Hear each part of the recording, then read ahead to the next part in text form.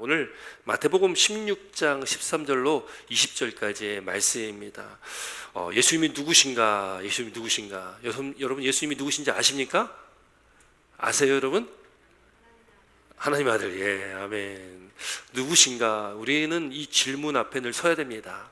오늘 제목처럼 너희는 나를 누구라 하느냐? 예수님께서 말씀하신 거예요. 너희는 나를 누구라 하느냐? 이게 제자들에게 하신 말씀이지만 오늘 이 시대를 살아가고 있는 저와 여러분들에게도 동일하게 똑같이 우리에게 주시는 물음입니다. 우리가 이 물음 앞에, 예수님의 이 물음 앞에 우리가 대답을 해야 됩니다. 여러분 대답할 말 다 있으시죠? 우리 신앙 고백 다 있으신가요? 그런 생각 잘 안 해보고 사셨군요. 우리가 믿음의 삶을 살아가면서 우리 신앙 고백이 반드시 필요합니다. 그 우리의 신앙 고백이 오늘 없었다면 우리 신앙 고백이 오늘 우리 가운데 있게 되어지고 그 고백을 매일매일 하는 저와 여러분 됐으면 좋겠습니다. 여러분 예수님이 누구신지 우리가 참 알기 어렵습니다. 또 성경에 예수님에 대해서 어떤 외형적인 모습들 전혀 기록되어 있지 않습니다. 키가 몇이신지, 풍채가 어땠는지, 체격이 어땠는지, 또 눈은 어떤 색깔이었는지, 그런 것들 하나도 기록이 되어 있지 않습니다. 그 외형적인 모습은 우리가 알 수 없지만 그분이 누구신지는 우리가 분명하게 알 수 있다는 거죠. 예수님이 누구신지 우리가 경험할 수 있습니다. 우리가 예수를 믿는 믿음 안에 우리가 예수님을 우리가 만나고 그분이 어떤 분이신지를 우리는 느낄 수가 있다는 것이죠. 그런 은혜가 우리 가운데 있었으면 좋겠습니다. 여러분, 믿음이라는 거죠. 여러분, 사실 우리가 믿고 싶어도 믿을 수 있는 것도 아니고 또 고백하고 싶어도 고백할 수 있는 것도 아닌 것 같습니다. 그러나 우리가 예수를 믿는 믿음 안에 우리가 믿음을 고백했다면 그 예수님이 누구신지는 우리가 고백하며 나가는 신앙 고백이 우리에게 있어야 된다는 거예요. 오늘 예수님께서요, 제자들과 함께 가이사랴 빌립보 가이사랴라는 지방으로 예수님께서 제자들과 함께 가셔서 거기서 예수님께서 제자들에게 묻는 거예요. 사람들이 인자를 누구라 하느냐? 인자를 누구라 하느냐? 인자는 예수님을 나타내는 것이고요. 나를 누구라 하느냐라고 묻는 것이죠. 우리 13절 말씀 함께 있습니다. 13절입니다. 함께 있습니다. 시작.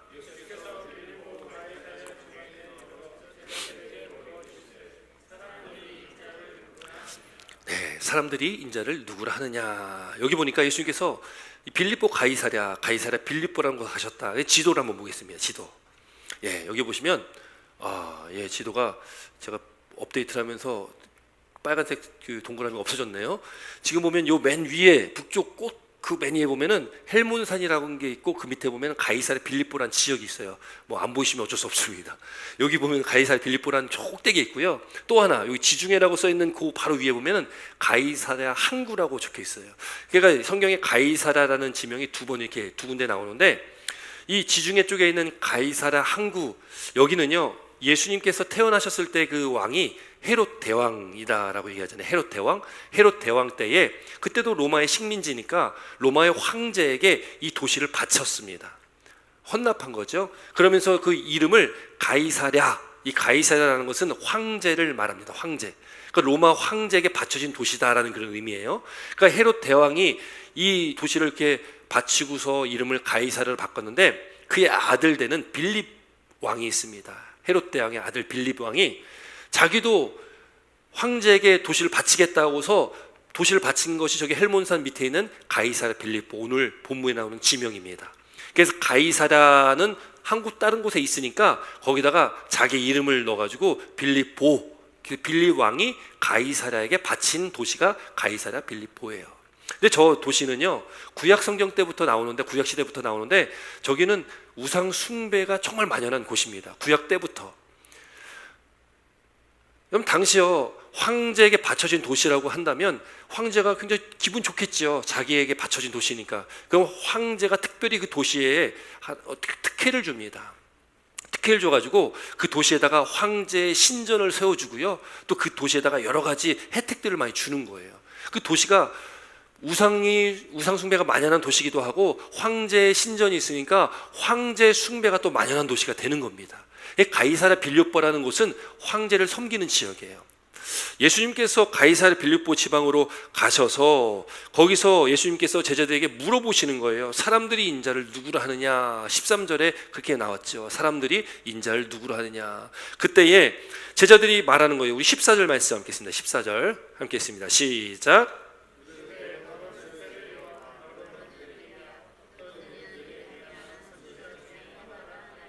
아멘. 여기 보니까 세례 요한, 엘리야, 예레미야 선지자 중에 하나입니다. 다 선지자들이잖아요.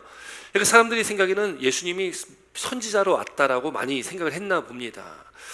그때 예수님께 중요한 질문을 제자들에게 던지시는 거예요. 이제 사람들이 누구라 생각하냐가 아니라 너희는 나를 누구라 생각하느냐. 너희는 나를 누구라 생각하느냐. 여러분들은 예수님을 누구라 생각하십니까? 15절에 그래서 너희는 나를 누구라 하느냐라고 물으시죠. 여러분, 그때에 우리가 오늘 본문에 나오는 것처럼 이 베드로가 놀라운 고백을 하지 않습니까? 우리 16절 말씀 함께 있습니다. 16절입니다. 함께 있습니다. 시작. 시몬 베드로가 대답하여 이르되 아멘. 여러분, 놀라운 대답이죠.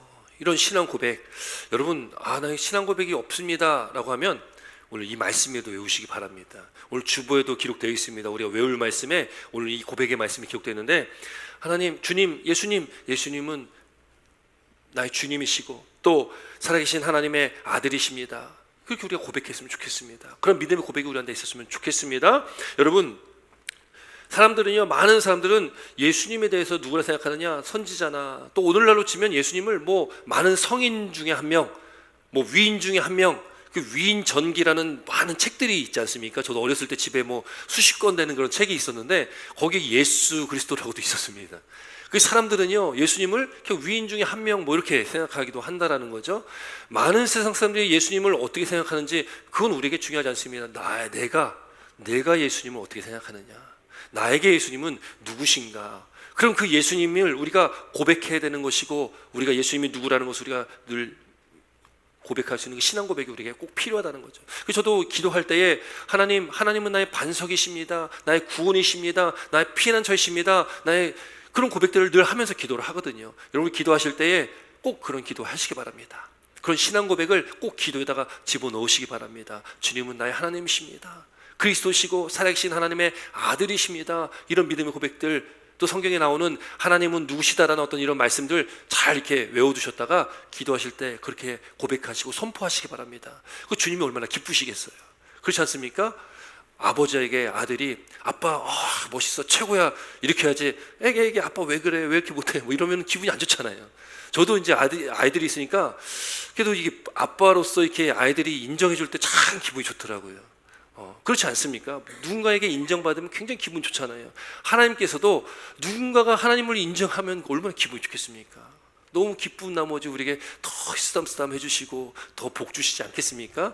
물론 우리가 그 복을 바라고 하는 건 아니겠지만 우리 믿음의 고백이 반드시 필요하다라는 것이죠. 주는 그리스도시요 살아계신 하나님의 아들이십니다. 우리 함께 따라해 보겠습니다. 시작. 주는 그리스도시요 살아계신 하나님의 아들이십니다. 한 번 더 하겠습니다. 시작. 주는 그리스도시요 살아계신 하나님의 아들이십니다. 아멘. 꼭 기억하시기 바랍니다. 그리고 고백하시기 바랍니다. 여러분, 지금 베드로가 지금 이 고백을 했지 않습니까? 놀라운 고백이잖아요. 그런데 여러분, 제자들이 이미 예수님은 하나님의 아들이십니다라고 고백했던 적이 있습니다. 지금 16장의 말씀인데 13장에 가면 13장에 무슨 사건이 있냐면 그때 오병이어 사건, 보리떡 5개 물고기 2마리로 5,000명, 남자 빼고 남자 여자 노인 어린아이 다 합쳐서 한 2만 명이 먹고 12바구니를 남았는데, 그때에 사람들이 예수님을 왕으로 자꾸 세우려고 하니까 예수님이 제자들을 배 태워서 갈릴리 바다 반대편으로 보내셨고 예수님도 한적항구로 가셨죠. 그때 제자들이 갈릴리 바다에 이렇게 배를 타고 가고 있지 않습니까? 근데 갑자기 풍랑이 일은 겁니다. 풍랑이. 초저녁에 출발해가지고 밤 사경이니 아주 새벽 한 중간에 있는데, 그때도 여전히 갈릴리 바다 한 중간에서 노를 젓고 풍랑과 싸우고 있는 그 제자들에게 예수님께서 어떻게 하십니까? 무리를 걸으셔서 오시는 거예요. 그 제자들이 깜짝 놀라죠. 유령인가 보다. 근데 제자들이 보니까 예수님이신 거예요. 예수님이 오시니까 베드로가 어떻게 합니까? 주여, 주님이시거든 나를 무리로 걸어오게 하십시오. 그게 베드로가 어떻게 합니까? 뛰어내려가지고 막 걸어가다가 예수님 바라보다가 풍랑을 바라보고서 물에 빠지지 않습니까? 그 예수님께서 즉시 손을 내미셔서 베드로를 물에서 건져주시고 배 위에 오르십니다. 그때에 고백했던 그 고백이 마태복음 14장 33절에 나온다. 함께 읽겠습니다. 마태복음 14장 33절 말씀 함께 읽습니다. 시작.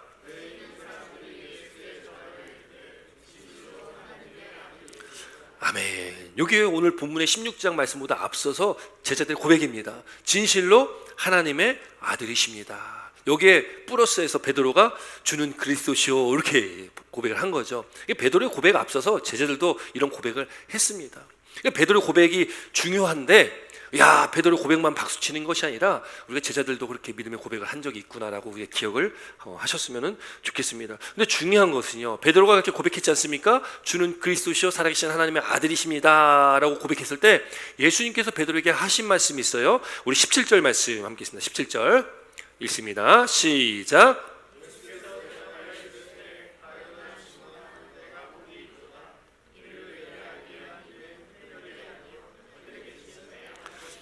아멘. 예수께서 베드로에게 말씀하시는 거예요. 바요나 시모나. 이 바요나라는 것은 바가 아들이다, 누구의 아들이다라는 의미예요. 바요나면 요나의 아들 시몬 이렇게 되는 겁니다. 이 시몬이라는 이름은 그 당시 사실 뭐 우리가 잘 아는 초등학교 때, 뭐 국민학교 때 이게 국어책 보면은 늘 등장하는 이름도 있잖아요. 철수영이 뭐 이런 이름 있지 않습니까? 시몬이라는 이름은 그렇게 흔했던 이름이에요.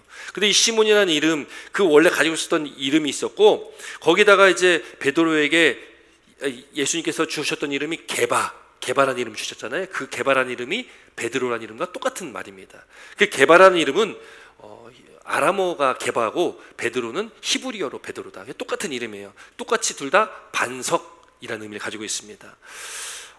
이 바요나 시몬, 이 베드로야 내가 복되다라고 말씀하시는 거예요. 왜요? 그런 고백을 했기 때문에 복되다. 그런데 중요한 게 그 다음에 나옵니다. 이를 내게 알게 하신 이는, 베드로가 고백할 수 있게 하신 것은 혈육이 아니요 하늘에 계신 아버지가 하셨다. 그러니까 베드로가 고백했지만 베드로의 입을 통해서 하나님께서 고백하게 하셨다라는 것을 말씀하고 있는 거예요.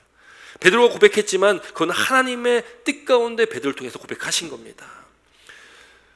예수님께 대한 우리의 바른 신앙 고백, 우리의 신앙 고백은요, 우리 지식에서 나오는 것들이 아닙니다. 하나님께서 고백하게 하시는 거예요. 우리 안에 감동을 주시고 고백하게 하신다는 겁니다. 여러분, 앞서 말씀드렸듯이 믿음도요, 여러분, 우리가 믿으려고 아무리 했어도 믿어지지 않는 것은 안 믿어집니다.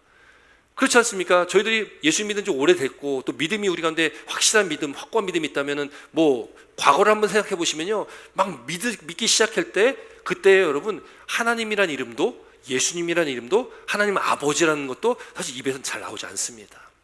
그리고 신앙 고백이라는 것도 나오지 않겠죠. 여러분, 그래서 이 신앙 용어로 저번에 한번 인용드린 말씀이 있는데, 이 선행은총이라는 의미가 있습니다. 선행은총, 먼저 하나님께서 은혜를 주셨다라는 거거든요. 우리가 예수 믿는 것도, 교회 나온 것도 내 자의도 있겠지만 그보다 앞서 하나님의 택하심과 부르심이 있었다라는 거예요. 우리가 예수 믿는 것도 내가 먼저 믿으려고 해서 믿은 게 아니라 하나님께서 우리에게 믿음을 주시니까 우리가 믿을 수 있다라는 거죠. 그게 선행은총이라는 겁니다. 베드로가 고백하는 것도 하나님께서 그걸 깨닫게 하시고 그 입술을 통해서 고백하게 하셨다라는 거예요. 그 주체가 하나님이시라는 겁니다. 그렇게 하나님께서 베드로를 통해서 그 입술을 통해서 고백하게 하시는 거예요. 여러분, 우리의 고백도요, 내가 이렇게 고백해야지, 내가 이렇게 신앙 고백해야지 잘 안 되실 거예요. 그런데 여러분, 은혜가 확 차고 넘칠 때, 성령이 충만할 때는요, 저절로 입에서 나오는 거예요. 하나님 살아계십니다. 하나님 나의 하나님이십니다. 하나님 감사합니다. 하나님 사랑합니다. 하나님 나의 주인이십니다. 이런 고백들이 저도 기도하면 은혜가 충만할 때는 저절로 막 튀어나오게 됩니다. 하나님의 은혜 가운데 우리가 이런 고백들을 해야 된다는 것이죠. 머리로, 지식이 아닌 우리 가슴으로, 우리 마음으로, 우리 체험으로 우리가 주님을 만나고 그런 고백을 우리 모든 성도님들이 다 하셨으면 좋겠습니다. 오늘 그 은혜가 있길 주 이름으로 축원드립니다. 여러분, 그렇게 은혜가 베드로에게 주어지고 또 베드로에게 주님께서 말씀하시는데 아주 중요한 말씀하시는 거예요. 이 18절 19절 말씀 함께했습니다. 18절 19절입니다. 18절 19절 함께 있습니다. 시작.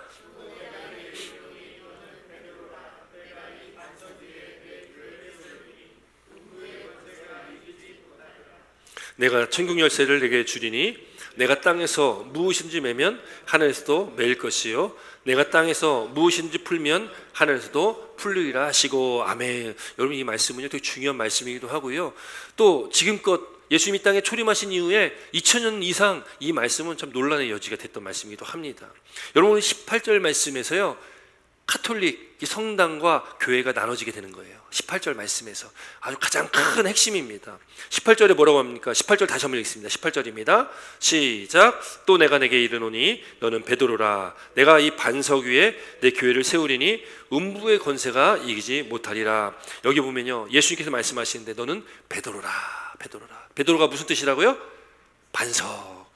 내가, 예수님께서 이 반석 위에 내 교회를 세우리니 라고 말씀하시는 거예요. 여기에서 카톨릭이 이제 그 교리의 핵심이 여기에 이제 있게 되어집니다. 카톨릭의 천주교에서는 주장하는 것이 여기 베드로가 반석이고 그 반석 위에 교회를 세운다고 하니까 그럼 베드로가 중심이 되어지고 거기에 교회가 세워지는구나. 그래서 카톨릭에서는 일대 교황이 베드로가 됩니다. 그리고 그 교황들에게 그 권위, 오늘 18절 19절의 그 권위가 교황에게 있다. 그래서 그들이 이야기하는 것을 신학 용어로 교황 무오설이라고도 이야기합니다. 교황이 말하는 것, 교황은 흠이 없다, 교황은 무오하다라는 그런 의미를 가지고 있다는 거죠. 교황 말 한마디의 권위가요 엄청나잖아요. 교황 말 한마디는 그는 거의 성경적인 권위를 가지고 있는 말이 교황의 권위입니다. 카톨릭에서는 그렇게 믿고 있다는 거예요. 그러나 우리 교회는 다릅니다. 교회는 반석이라는 의미를, 반석, 베드로가 반석인데 그 반석을 베드로라고 하는 것이 아니라 그 반석이라는 의미로 우리는 베드로의 신앙 고백이다라고 본다는 거예요. 근데 사실 이 문맥상, 그냥 문맥적으로만 쭉 보면 어떻게 보면은 카톨릭에서 얘기하는 게 더 맞아 보이기도 합니다. 근데 여러분, 중요한 것은 오늘 이 본문의 말씀을 통해서 우리가 반드시 깨달아야 할 것, 지금 베드로라는 사람을 우리가 그냥 베드로 한 사람을 특정해서 주님께서 그 사람에게 뭔가 팍 부어줬다라고 보는 것보다는 베드로는 12 제자 가운데 대표성을 띈 사람이 베드로였습니다. 그래서 사도행전 2장에 성령의 강림 사건이 있은 다음에 바로 설교가 누구 설교 나와요? 베드로의 설교가 나옵니다. 베드로는 수제자라고 합니다. 예수님의 수제자였습니다. 베드로는 그 12 제자 사도들의 대표성을 띠는 사람이었습니다. 저는 이 말씀을 바라볼 때 우리가 이 말씀은 대표성을 띠는 베드로의 고백이고 그 대표성을 띠는 베드로에게 하신 말씀은 모든 사도들에게, 모든 제자들에게 주시는 동일한 말씀이다라고 우리가 바라봐야 된다는 거죠. 그러니까 천주교에서, 카톨릭에서 얘기하는 베드로 무흠하고 그 베드로가 교황이고 그 위에 교회가 쓰는 거라고 생각하면 이거는 오류다라고 우리가 바라봐야 된다는 겁니다. 여러분, 왜냐하면 오늘 본문의 말씀에 여기 이제 말씀을 좀 이렇게 보려고 합니다.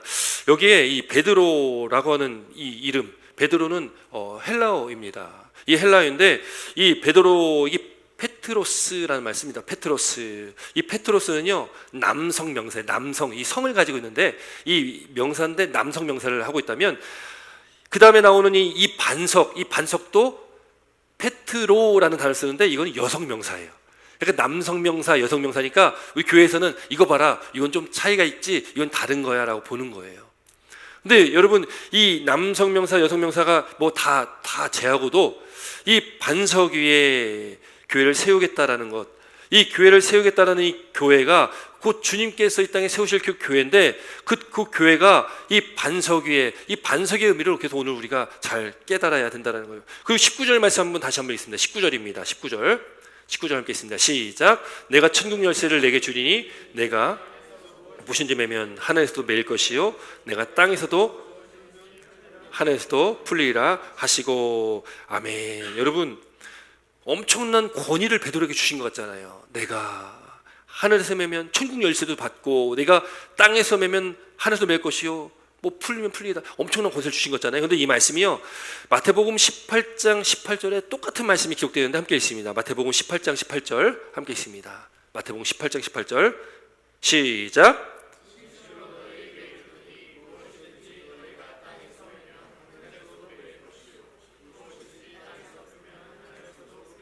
아멘. 여러분 어때요? 19장하고 똑같은 말씀이 기록되어 있잖아요. 중요한 게 여기 보시면은 제가 노란색으로 표시를 하는데 너희에게, 이 너희는 누구예요? 제자들이에요. 그러니까 베드로에게 16장에 베드로에게 말씀하신 말씀이지만 이건 동일하게 그 제자들에게도 똑같이 하신 말씀이에요. 그러니까 이 18절 19절에 지금 베드로에게 엄청난 권위를 부어준 것 같지만 이거는 곧 베드로는 사도들의 대표성을 띠고 있고 제자들의 대표성을 띠고 있으니 이거는 전체 사도들, 전체 제자들에게 동일하게 주신 말씀이다. 너희에게, 제자들에게 똑같이 하신 말씀입니다. 그러니까 우리 교회에서 말씀하고 있는 교회의 그 믿음과 신앙을 우리가 따라가는 거죠. 여러분 믿으십니까? 여러분, 그래서 우리가 베드로의 이 신앙 고백도 베드로가 스스로가 말했을 수도 있겠지만 거기는 하나님의 은혜와 역사가 있었다라는 것을 기억해야 된다는 것이고요. 또 특별히 오늘 이 본문 말씀에 이제 베드로를 통해서 이 말씀이 선포되어지고 베드로가 반석이요 그 반석을 통해서 교회를 세우신다고 말씀하셨는데, 여러분 이 말씀 이후에 21절부터 24절까지 말씀 보면은 어떤 말씀이 기록되어 있냐면, 예수님께서 이제 예수님의 십자가의 죽으심과 부활하심에 대해서 처음으로 말씀하시는 것이 21절부터 말씀이 나오거든요. 그때 예수님께서 이제 그 죽으심과 부활하심에 대해서 말씀하실 때 베드로가요 예수님께 항변하는 장면이 나옵니다. 우리 22절, 23절 말씀 함께 있습니다. 22절, 23절, 22절하고 23절만 있습니다. 시작.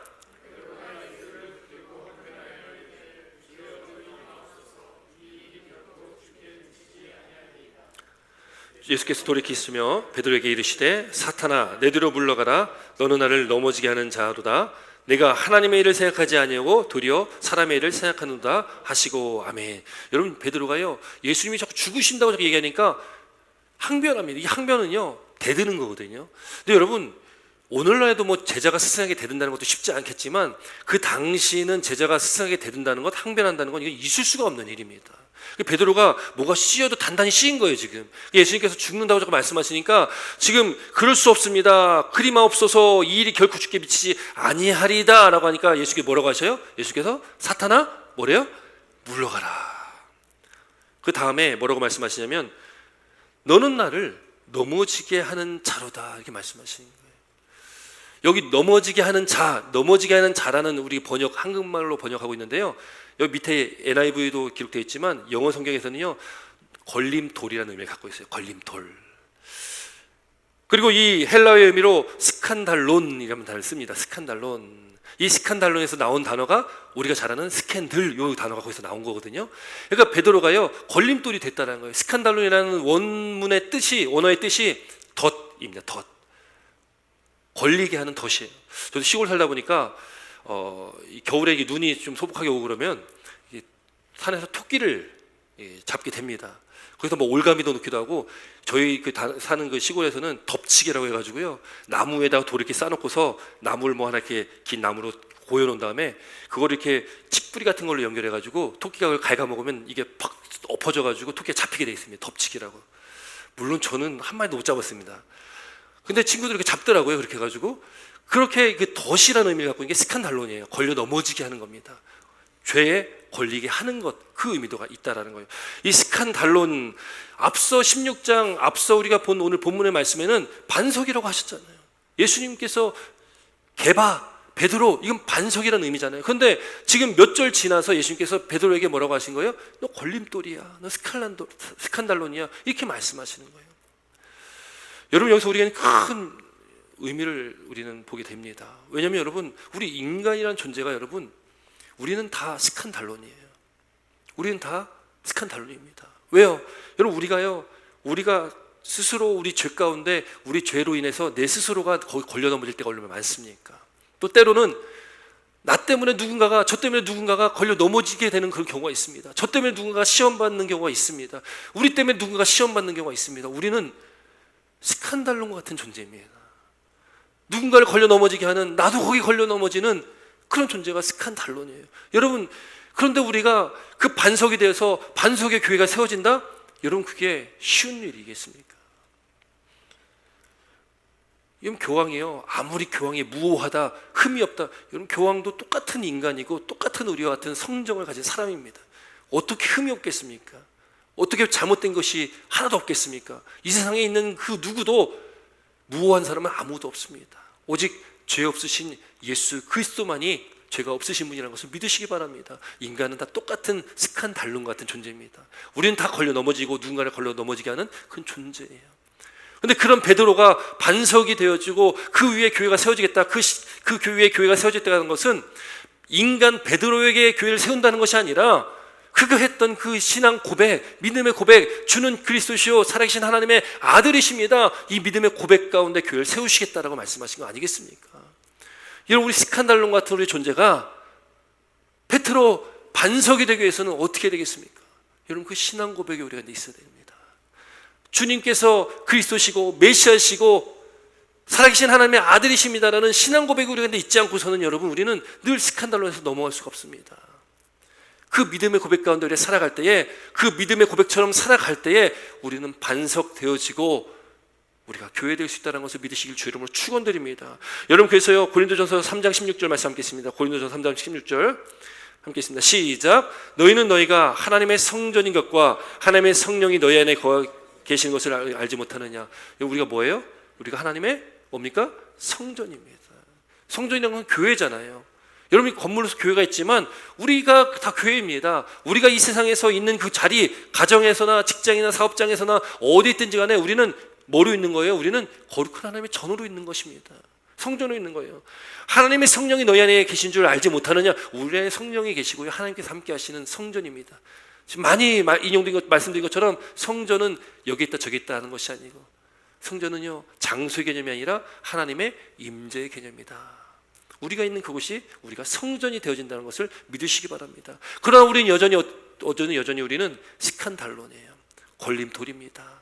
우리는 성전 되어지는 과정을 걷고 있는 겁니다. 그걸 우리는 성화된다, 거룩하게 되어진다라고 우리는 이야기를 하고 있다는 거예요. 그럼 에베소서 2장 20절 22절 말씀 함께 있습니다. 에베소서 2장 20절 22절 함께 있습니다. 시작. 너희는 사도들과 선지자들 터 위에 세우심을 입은지라 그리스도 예수께서 친히 모퉁이 돌이 되셨느니라. 그의 안에서 건물마다 서로 연결하여 주 안에서 성전이 되어가고 너희도 성령 안에서 하나님이 거하실 처소가 되기 위하여 그리스도 예수 안에서 함께 지어져 가느니라. 아멘. 여러분, 베드로에게 천국의 열쇠가 주어졌습니다. 여러분, 천국의 열쇠라는 것은, 열쇠는 문을 따고 들어가는 도구잖아요. 그럼 베드로가 그 열쇠를 쥐고 있기 때문에 베드로에게 뭔가 좀 이렇게 싸바싸바 해가지고 잘 보여야지 천국 들어가고, 베드로 기분 조금만 안 좋으면 그 사람은 천국 못 들어가, 그렇게 했습니까? 여러분, 천국은 어떻게 들어갑니까? 천국은 들어갈 수 있는 방법은 한 길밖에 없습니다. 하나밖에 없습니다. 천국에 들어가는 것은 오직 예수 그리스도를 믿는 믿음으로 들어가는 것입니다. 그 열쇠는요, 베드로가 주었다는 그 의미, 그거는 하나님 예수 그리스도의 복음이 주어졌다는 의미로 우리가 바라보는 것이죠.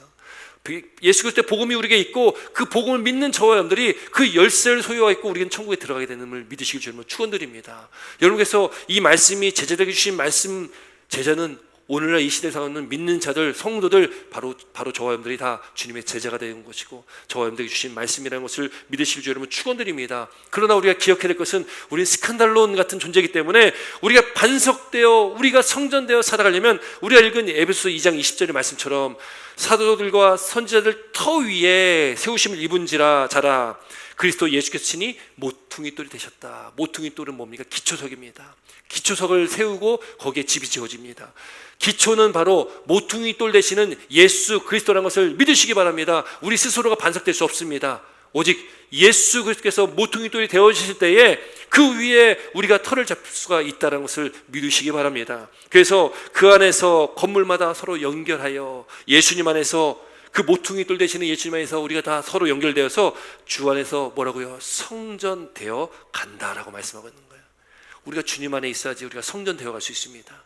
주님 안에 있어야지 우리가 반석으로서의 삶을 살아갈 수 있다는 것을 믿으시기 바랍니다. 우리가 고백하는 그 고백이 우리가 주님 안에 있을 때 그 베드로가 했던 그 신앙의 고백이 우리 가운데 있고 그 신앙의 고백이 믿어질 때에 22절 말씀 다시 한번 마지막으로 함께 있습니다. 시작.